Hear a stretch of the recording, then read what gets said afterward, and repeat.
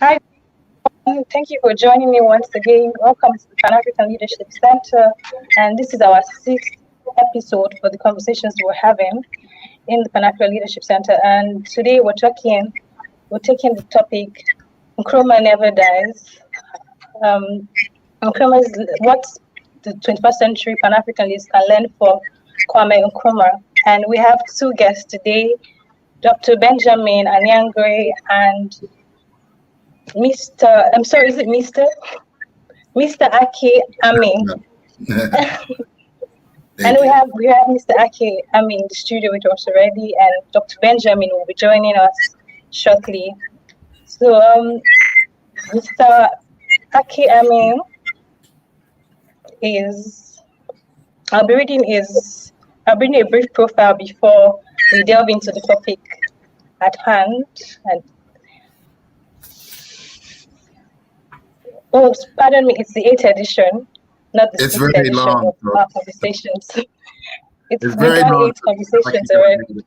I would just go through it shortly. So we have Mr. Aki Ami is a best-selling author, a radio host, an entrepreneur, and a community organizer, speaker, and a job and career coach.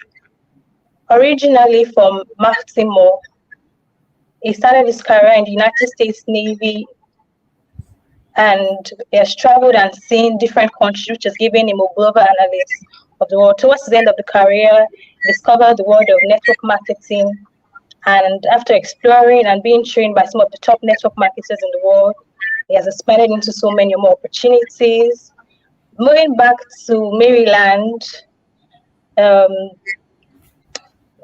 moving back to Maryland, an area of success scholar, has promoted so many authors and speakers. So you know that we have such a vast speaker with us today, and we will be looking at this topic from both the global point of view, the economical point of view, and even the cultural point of view, because of the vastness of our speakers today. So, Mr. Aki, thank you for joining us today. Thank you for being part of this conversation. I would just like to go straight into the topic at hand. It says what the 21st century Pan Africanists could learn from Kwame Nkrumah. So, we keep saying 21st century Pan Africans, and I think that the idea of Pan Africanists among the 21st century youth is missing. It kind of feels like we're not getting the point, or there's some form of distortion from what our ancestors had carried along. And even if you think about it, just Google Kwame Nkrumah now, and you would see that what we have, the information we have available, is distorted history. So just to go straight into the conversation, who is Kwame Nkrumah, and what are his legacies? What are the legacies that we're looking into today? If you're going to say what his major legacies are in Pan Africanism. Certainly, I'll open and say that Kwame Nkrumah has impacted not just Ghana, of course, but certainly all parts of Africa. I didn't realize the extent of Kwame Nkrumah's influence until I went to Tanzania last year for my first time. And, as I explored the history of Tanzania, and as well as Kenya, Jomo Kenyatta and Julius Nyerere, I began to understand many of them developed their opinions and philosophies and understandings of a global African United States, if you will, from Kwame Nkrumah. So understanding that, I had to go back and look at, for instance, who influenced Kwame Nkrumah. And I didn't realize, even, for instance, there was the Dr. King, Garvey and Dr. King they had a synergistic awareness and relationships, but also the role of Malcolm X.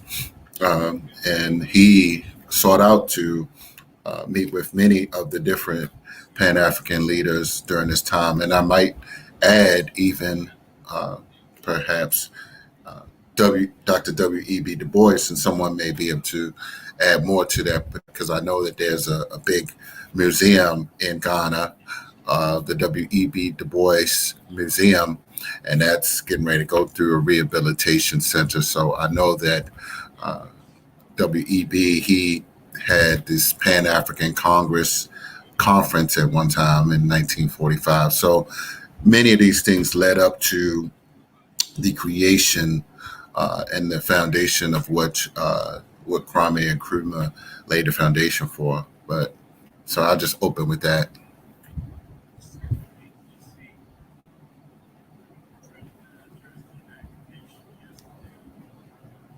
Okay, thank you very much.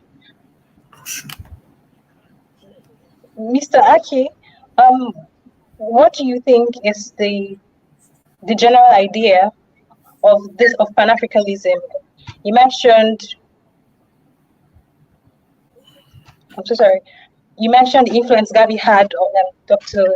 Gabi had on Kwame Nkrumah and some of the mentors that he has had so far. But most of these great African leaders you talked about, one thing they have in common is Pan-Africanism. And now we're looking at this topic, but to try to import this idea to 21st century Pan-Africanism.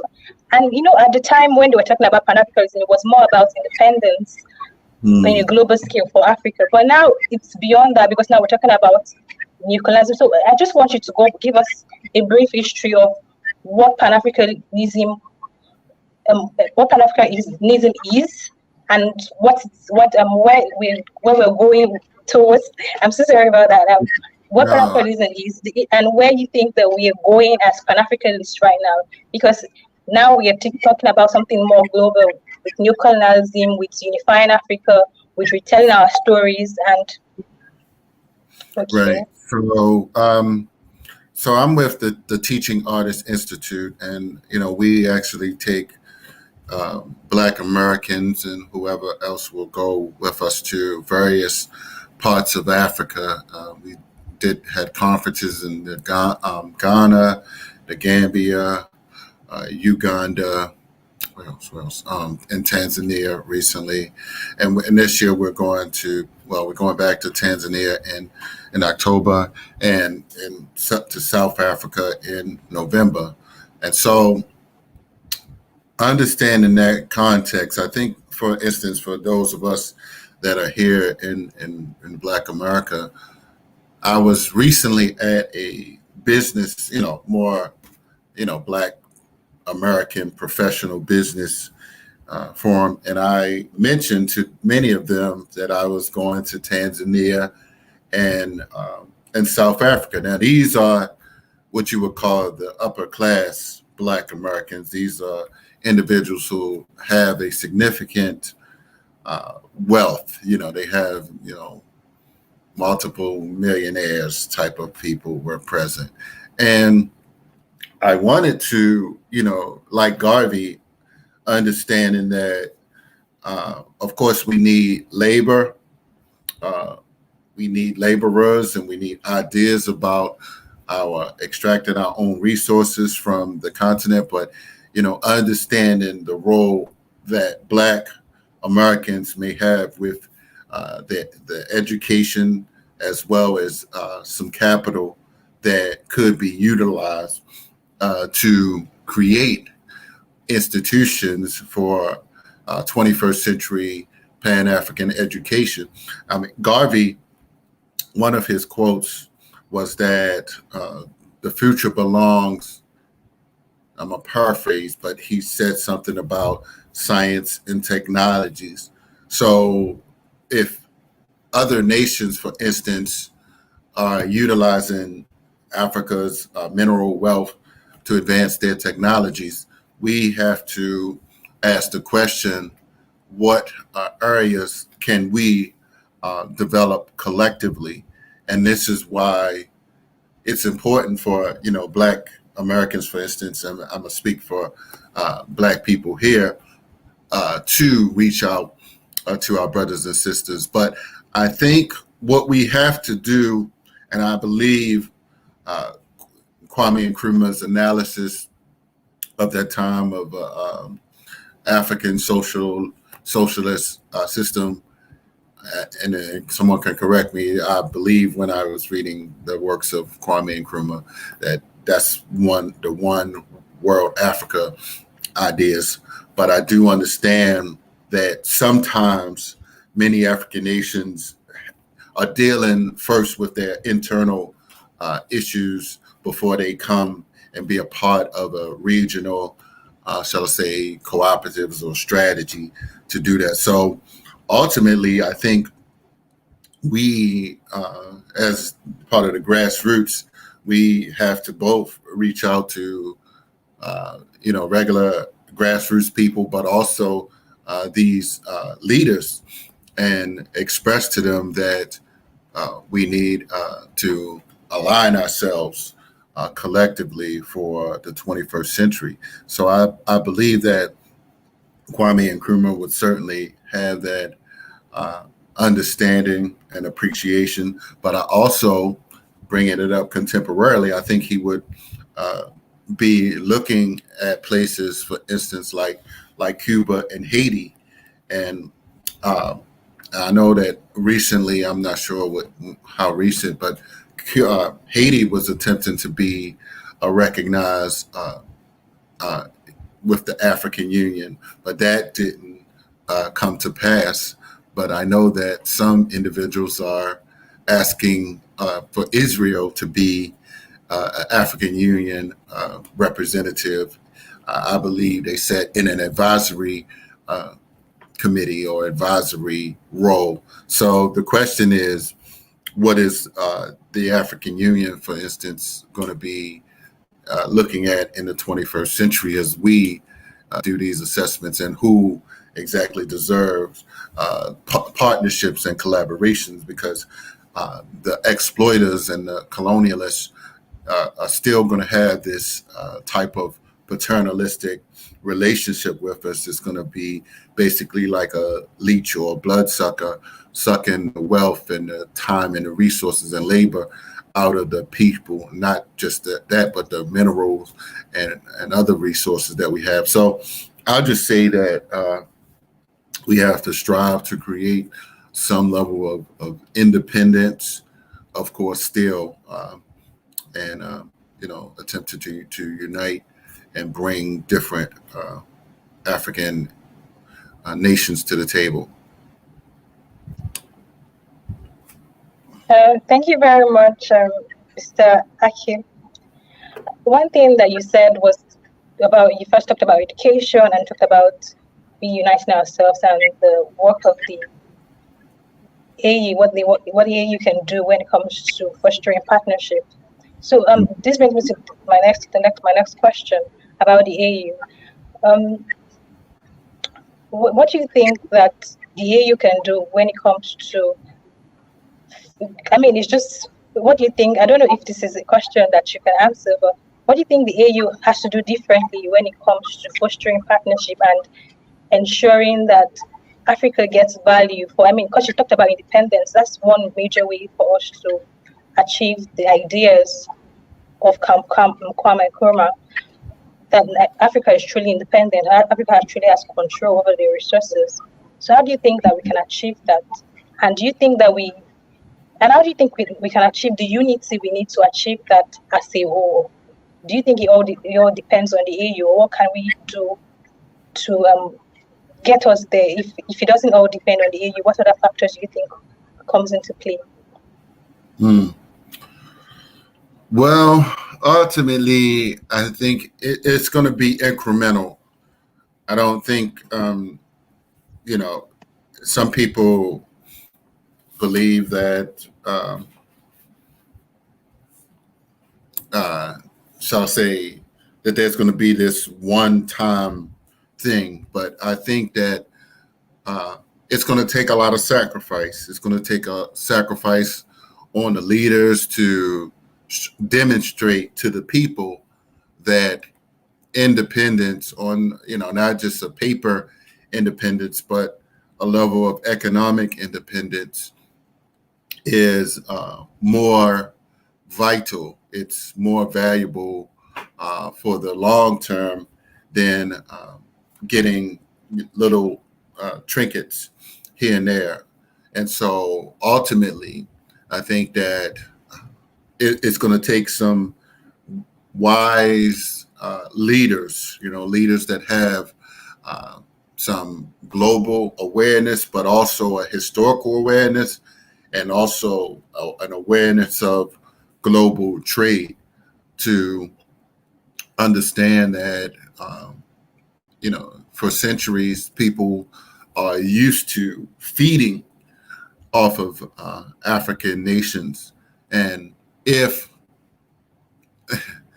they are conditioned to think this way, it's going to take, a little bit of reconditioning for us to throw that mentality off and to see Africans as equal partners in this world.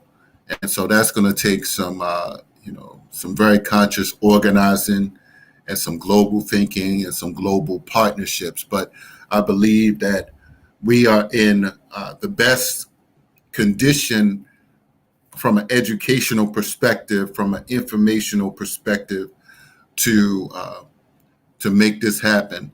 And so what I'm doing here, I'm on the board of what's called the Maryland Legislative Black Caucus Foundation, which is, Maryland has a large number of what's called state delegates, the largest in the United States.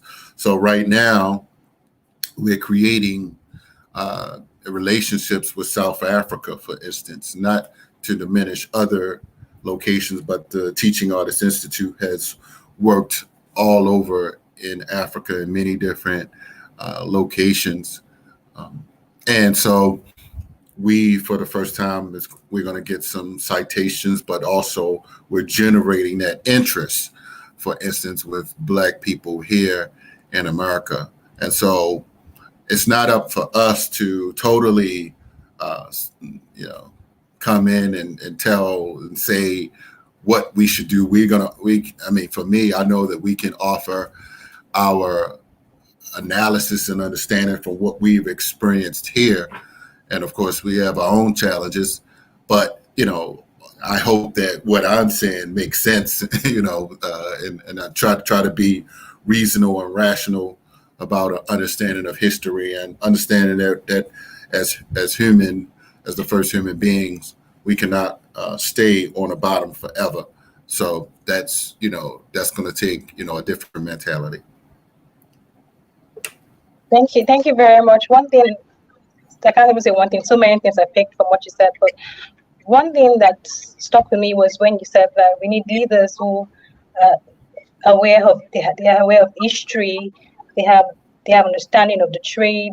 And one other thing you said was they're not just settling for the trinkets of independence on papers.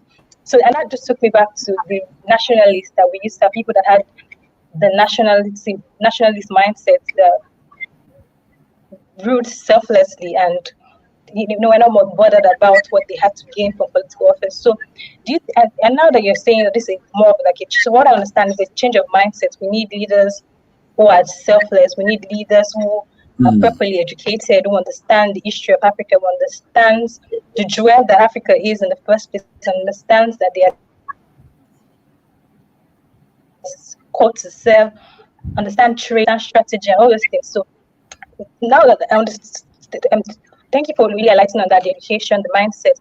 So with your work as with Black professional men, with your work with working with entrepreneurs, Black entrepreneurs around the world, do you think that the next generation, do you think that this is something that we've lost in the current crop of leaders, and we need to look to the next generations or the next crop of leaders? And if that's the case, what do you think that we need to do so that we do not repeat the same mistakes? Because I feel like people get there, all of a sudden they lose the essence, or they're not properly schooled about the history of who they are, or what we're going to as a nation in the first place. So, I mean, with all these things that you say, it clearly shows why we are where we are in Africa, because we have people that do not really understand what leaders of the past have fought for, and we have people settling for trinkets of independence, like you said, on papers, something that's just enough for them, and without proper understanding. So, do you think that, I mean, and I'm saying this based on your personal experience with your work with the Black professional man, with your work in dealing with as a career coach and dealing with different this coming generation of leaders and businessmen, because I strongly believe that businesses and private enterprises in Africa are the ones with the brainchild. I don't know how to explain that. I feel like there's a lot of what's it called now? Burden. The burden is really on private enterprises to come up with innovations, come up with proper. So I'm just going around. So what do you think? I want you to go about this question with your experience as a professional dealing with a lot of Black men dealing with enterprises as a career coach. Yes.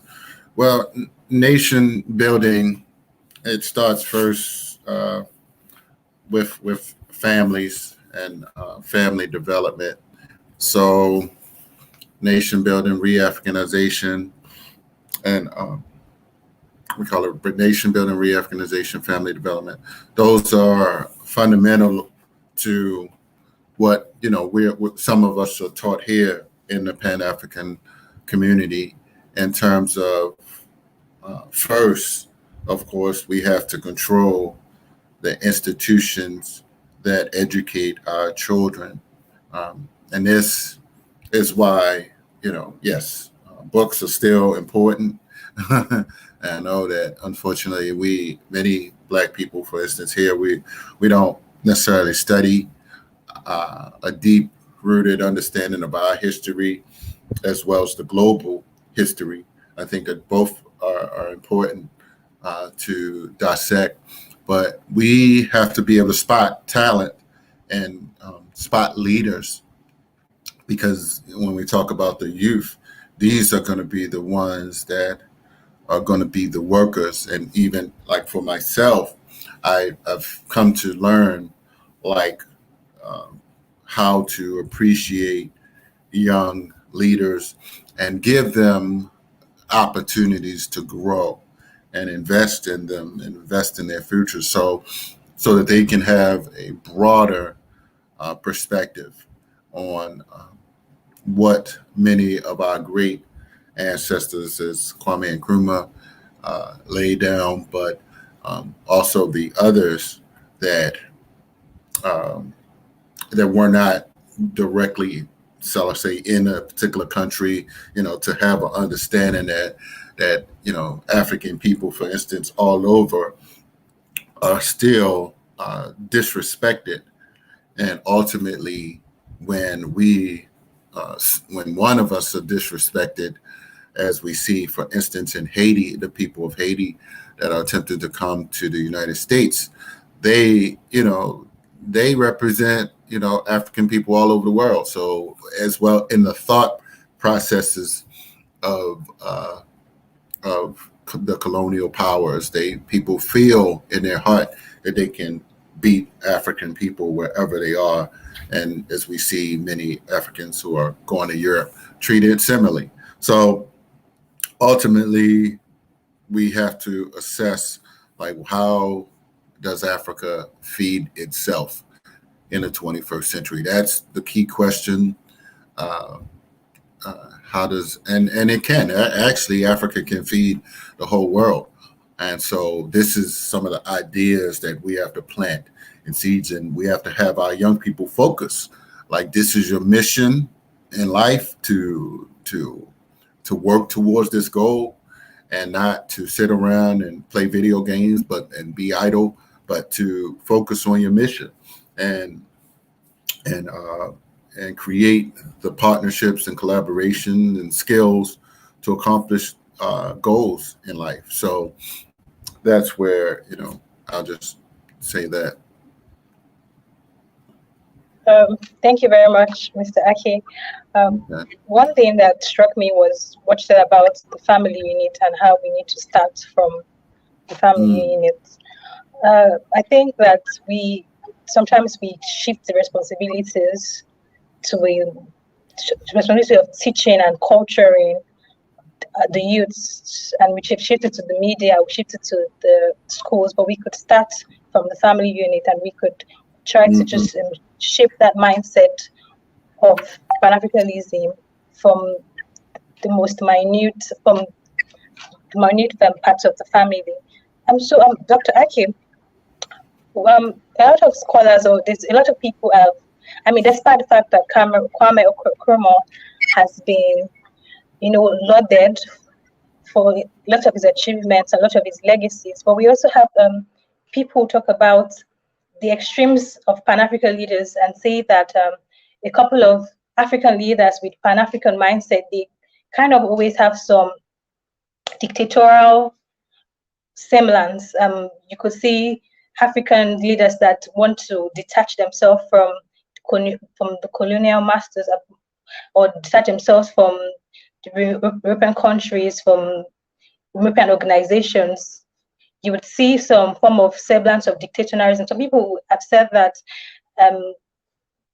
Kwame also had some form of dictatorial semblance in his rule, like how they passed the law, the President for Life law, and something like that. So, do you actually think that was one of the problems that come with Pan-Africanism? Do you think that is a downside, or there's an extremism? If we've seen some of these elements with some of the countries, for example, we've seen the same semblance in some other African countries where the leaders were lauded Pan-Africanist, or what's called claimed to have been Pan-Africanist, and we see some form of semblance in dictatorial rule or dictatorial approaches.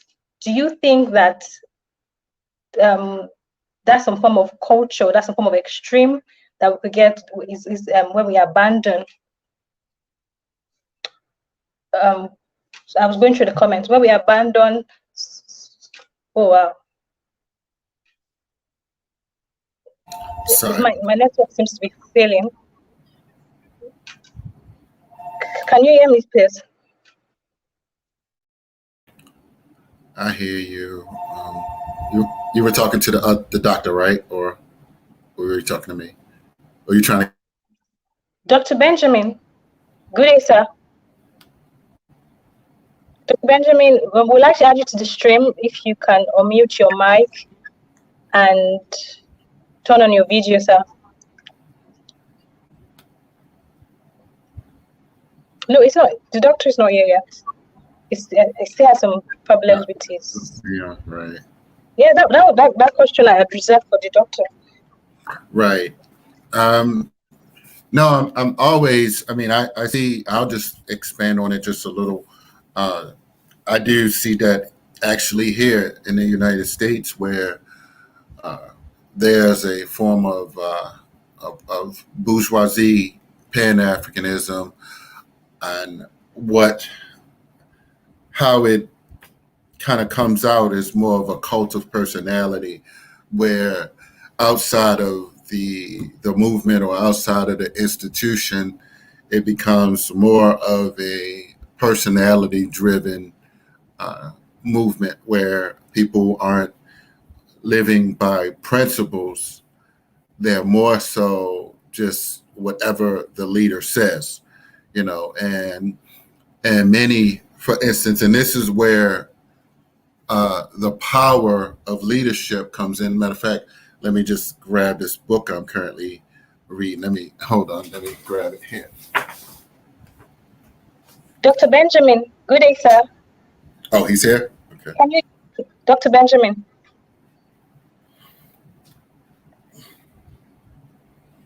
Seems to have issues with his connection. Okay, you were saying. No, I'm reading this book here.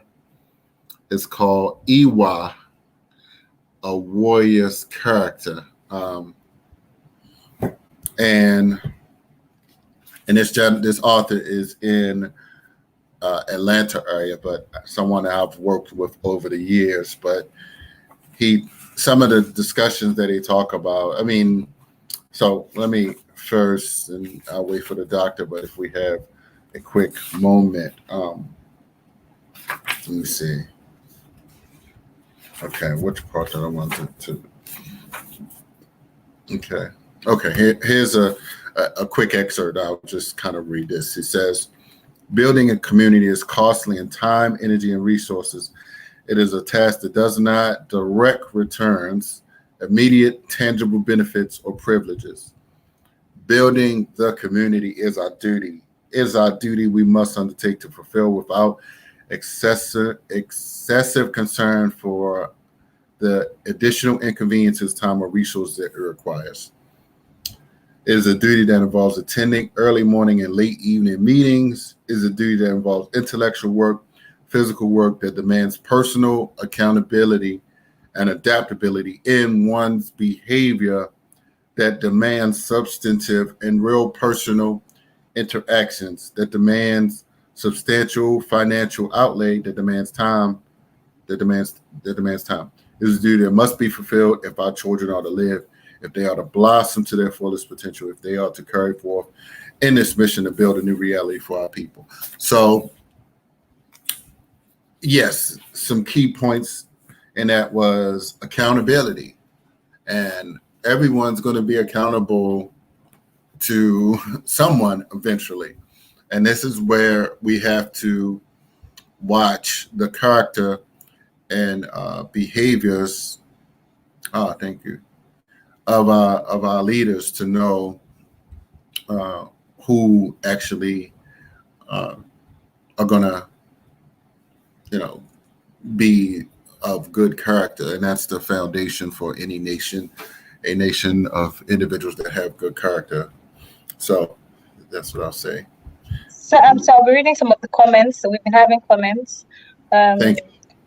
So Karim Jackson said that, I think it was to one of your comments about the enterprise and industry. So it's like, I outsourced my Black-owned US-based business a decade ago. Best decision I ever made. And we have, it says they need to focus on basic working poor Black Americans to realize that they can live better outside the USA. The rich Blacks in the US are happy and satisfied.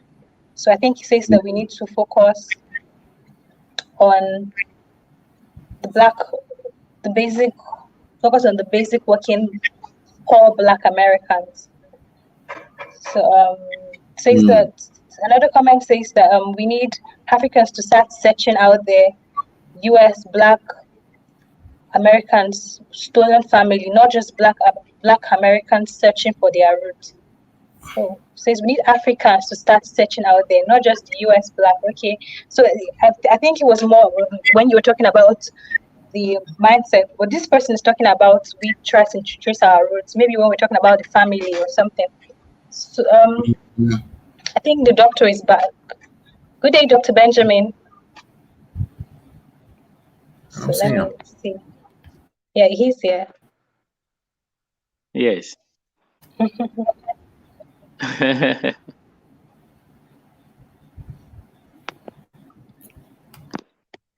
Yeah. Hello, Dr. Benjamin. It's good to have you join us. Thank you very much. The troubles with your network. Yes. My daughter has to help me out. Yeah. I can relate with that. Helping my dad set up his network. Yeah. Okay. I don't know if you've been able to listen to some of the conversation we've been having, but we've been having conversations about Pan Africanism, talking about Dr. Kwame Nkrumah, and I think that you could just start. Let me just read Dr. Benjamin's bio so that everybody can understand, everybody can have a feel of who we're talking to. Dr. Benjamin is the immediate past executive director of the Kwame Nkrumah Ideological Institute and one of the leading figures who registered and revitalized the institute in 2010 after it was prescribed in 1966 by the NLC. An organizational development practitioner, is also an organization development practitioner and an agriculturist with major bias qualifiers in agronomy. He holds a bachelor's in law degree and is a doctoral fellow of the Chartered Institute of Management Specialists. He's a human rights grassroots democrat and an African Continental Union government advocate. Welcome, Dr. Benjamin. Thank you for joining us. Thank you very much, and greetings to your audience and to your leadership for organizing this program. Yes, thank you for joining us on the 8th episode of our Pan-African Leadership Series. So I just want you to go straight into the topic at hand. I mean, please, would you like to tell us about the Kwame Nkrumah Institute, Ideological Institute? What is the vision of the institute, and what are the values you're pushing with the institute?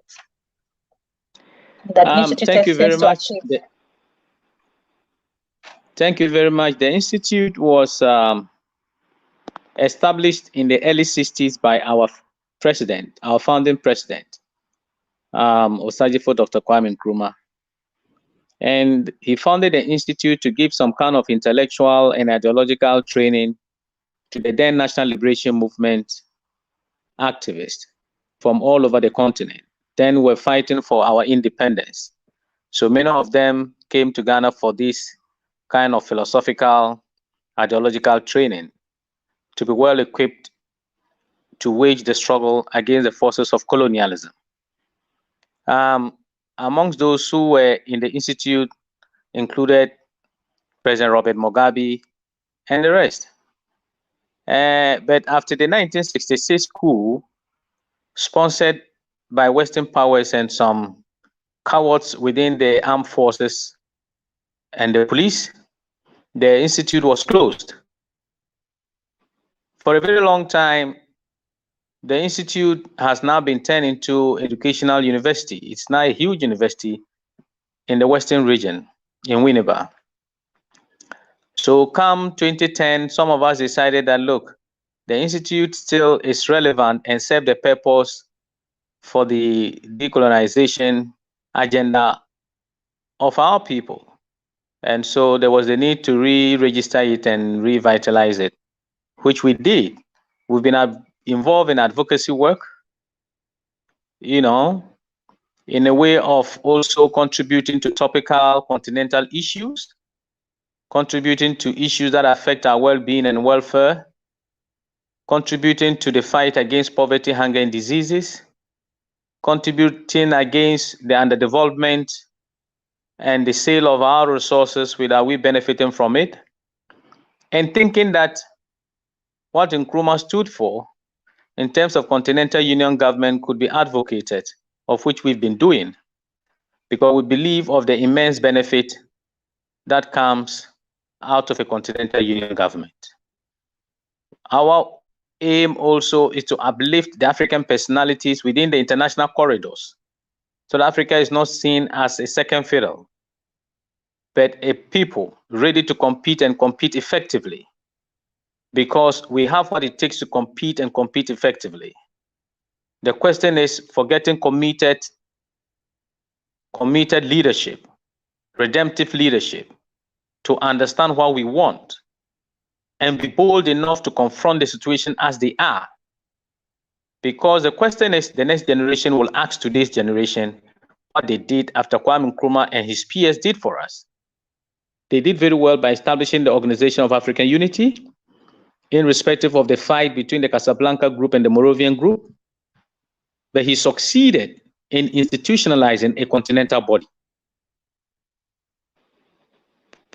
President Gaddafi also did his best by moving the OAU to another level by the renaming called the African Union. And so that place too, there was a problem. We had the gradualist and the maximalist.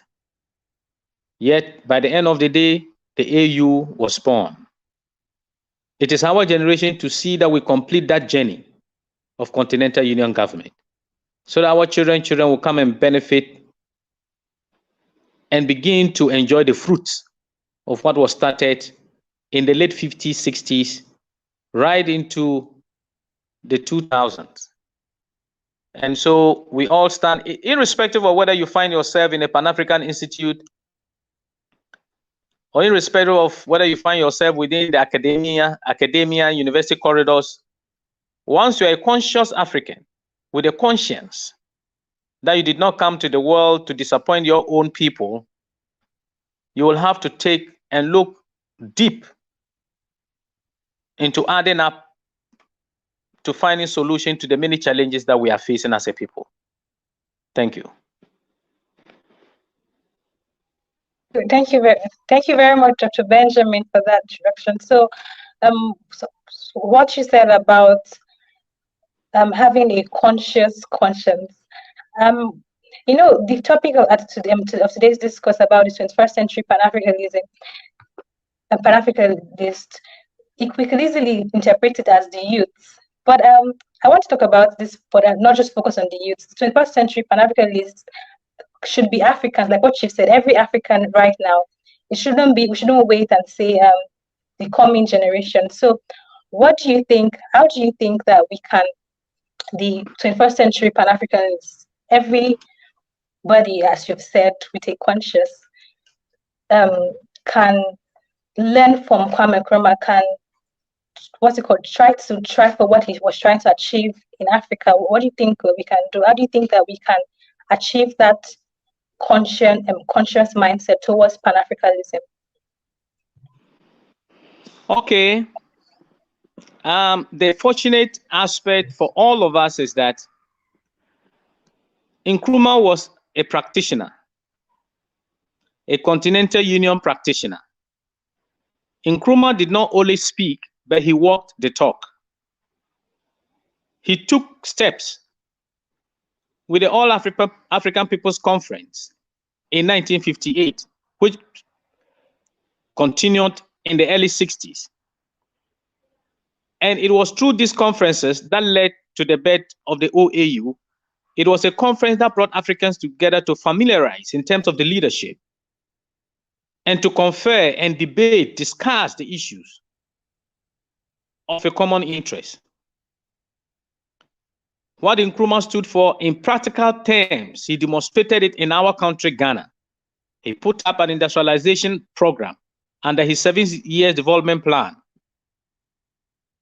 And today, if those industries had been managed and maintained, it would have contributed to reducing unemployment situation in our country. Now, Nkrumah also left something very valuable for all of us. He left his thoughts behind. He wrote so many books and gave us the guide and directions. He said, long after I am dead and gone, the light that I have lit in Africa, let me paraphrase, will continue to burn and be born aloof, giving light and guidance to the people. All this he was referring to his works, his dreams, what he put down for all of us to read, which of course are still relevant today. If Africa unites with an African high command, let's say the armed forces of all our states coming under one command, inter and intra-African trade and industry, a common market, common passport, no boundaries. We can move from Cape Town to Cairo. You can move from Dakar to Djibouti without being restricted in the form of the Berlin Conference Criminal Act of boundaries. I mean, it will be good enough for all of us. A typical example is if you go to China, which has a population of 1.2 or 3 billion. Like Africa, we also have 1.1 or 2 billion. In China, they move freely from one province to another. Their countries are connected with a real system. The road network, no restrictions. You only need your identity. Africa is a country, a nation, not nations. We must all understand that a brother in Kenya is a brother in Ghana as a state, not as separate entities, which fits into the mindset of neocolonialism. and they use international protocols, of which many of our leaders and presidents are swollen-headed because they see themselves as presidents and head of states of various countries. It is a design scheme to keep us backward. It is a design scheme to inflict division among us. Before the Berlin Conference, we were one people. And a typical example to show you that before the Berlin Conference we were one people is that we had a traditional system.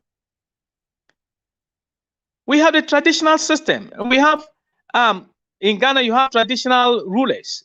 You go to South Africa, you have the Amazulu. You go to Uganda, you have the Buganda. You go to many of the African states, we had our traditional system of governance.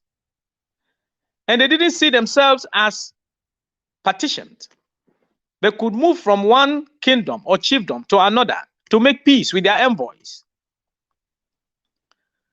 But the divide and rule strategy of colonialism and neocolonialism has fed into the minds of our current leadership, who think they can enjoy and be protected by these colonial forces, neocolonial forces, at the detriment of our people.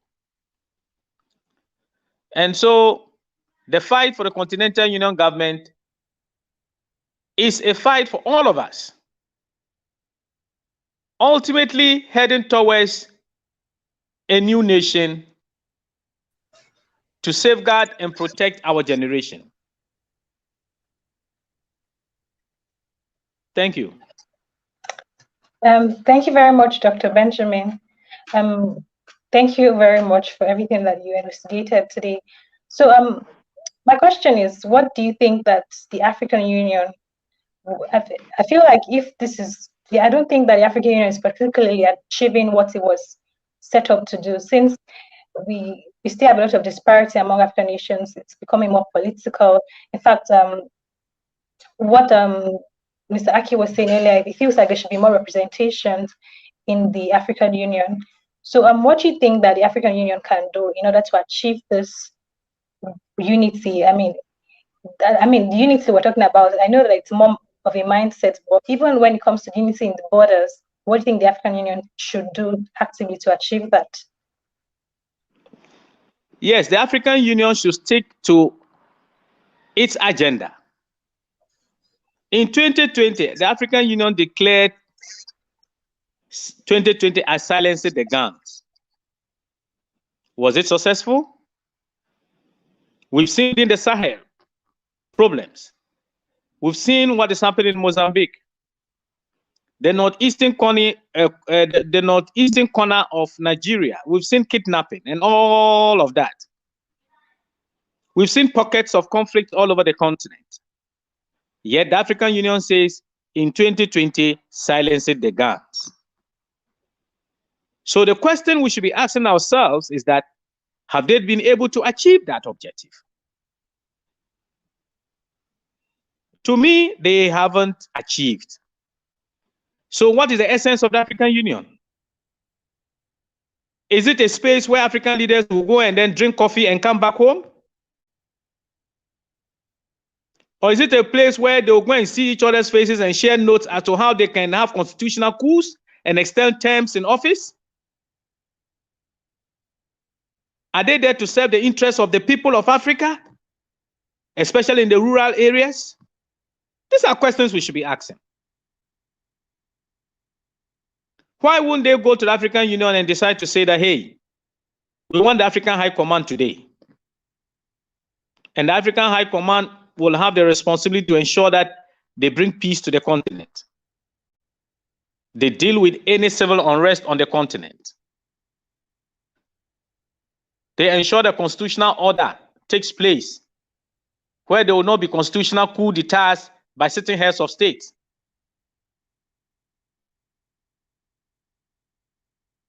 And so we have to look at all these things. I mean, we shouldn't become a laughingstock. People give you their mandate to superintend over the natural resources of the state, to hold it in trust for current and future generations. And they come to think about themselves. I think there's one interesting area we should be looking at. If the political figures of the continent have failed Africa, let's begin to go and confer and look at the traditional rulers. Whether our chiefs and kings will take the question of the Continental Union up as indigenous rulers and begin to look at how we can come together. The Constitutive Act of the African Union makes provision for civil society organizations, youth organizations in the universities, in the learning institutions should begin to ask questions because it is about their future.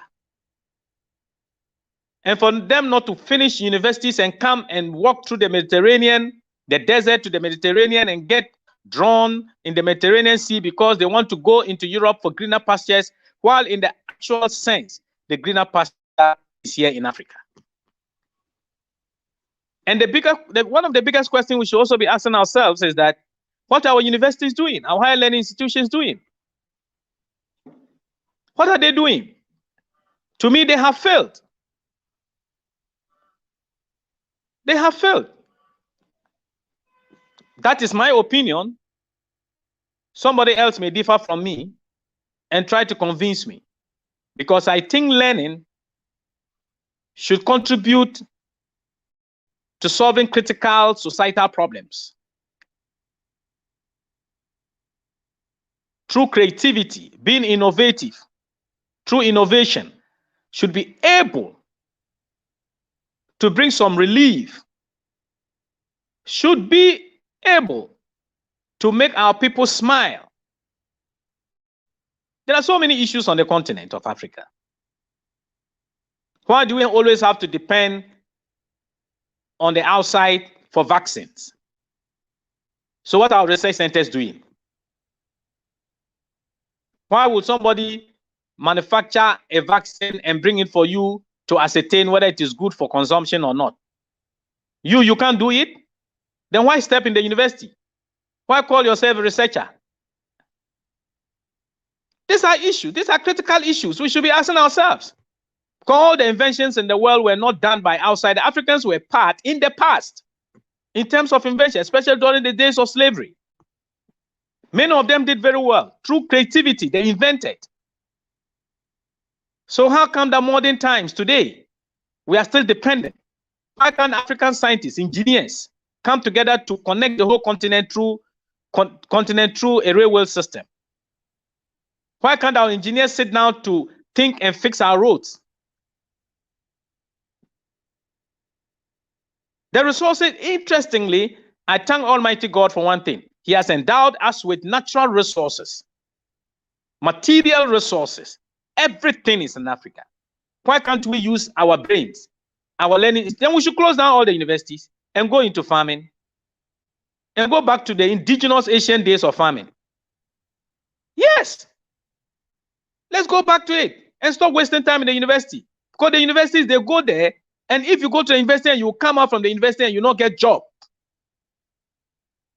and you become a liability, what's the essence? Is it not good to have even started farming?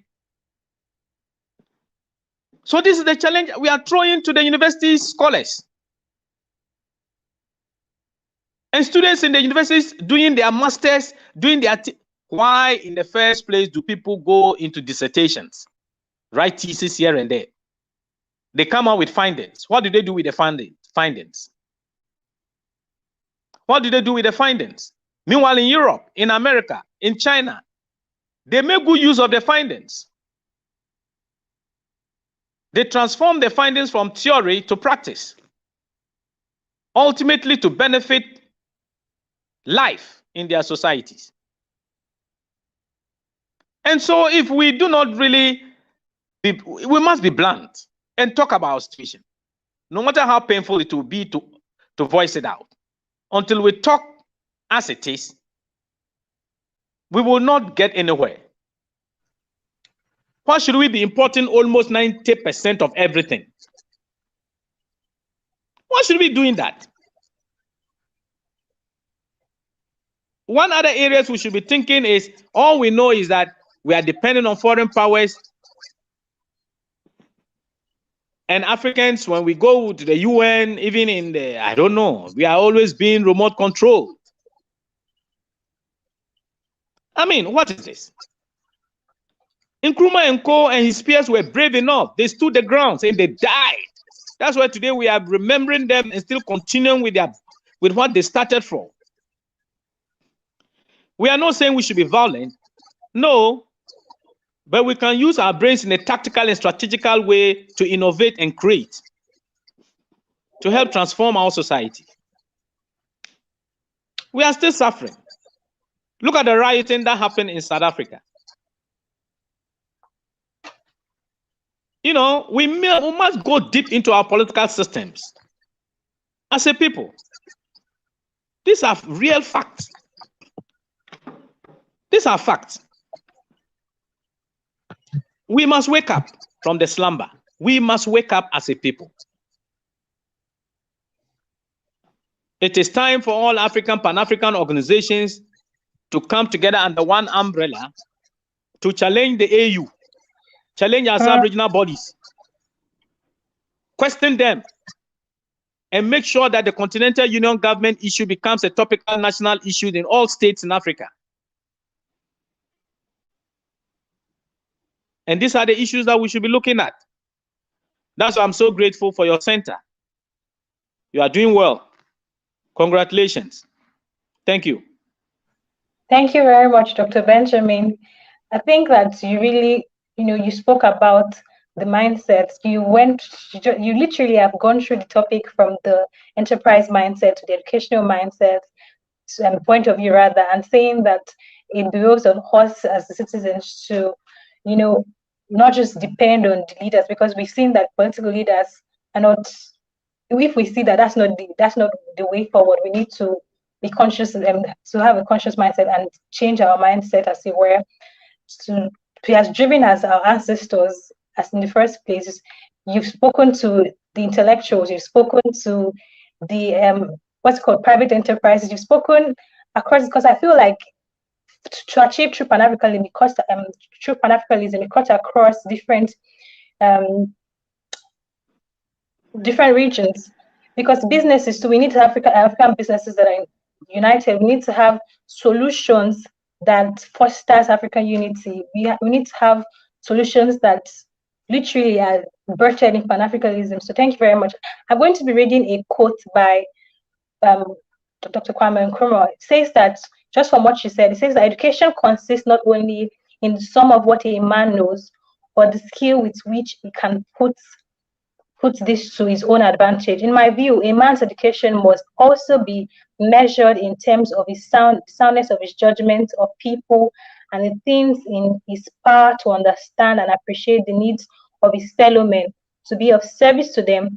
The educated man should be so sensitive of the conditions around him that he makes it his chief endeavor to improve those conditions for the good of all. So that was one of the quotes of Kwame Nkrumah, and I feel like it basically highlights everything that you said today. So thank you very much. So what do you think about? I want to say something. Okay, sir. What I want to add is that next time, call me Brother Anyagre. Brother Anyagre. Thank you. Forget about the other things. I will note that for next time. Thank you. So I would quickly read some of the comments that we have, because we've had people dropping comments on Facebook, on LinkedIn. Thank you everyone for joining. This is our 8th episode in Pan African Leadership series in the Pan African Leadership Center. So someone says, Mbado Wright says, like the great statesman told us, if we are to have justice, we must be strong. If we are to be strong, we must come together. If we must come together, we can do only through a system of organization. Remember, we in the West Indies, North and South Africans, and all across the 4 corners of the earth must stand.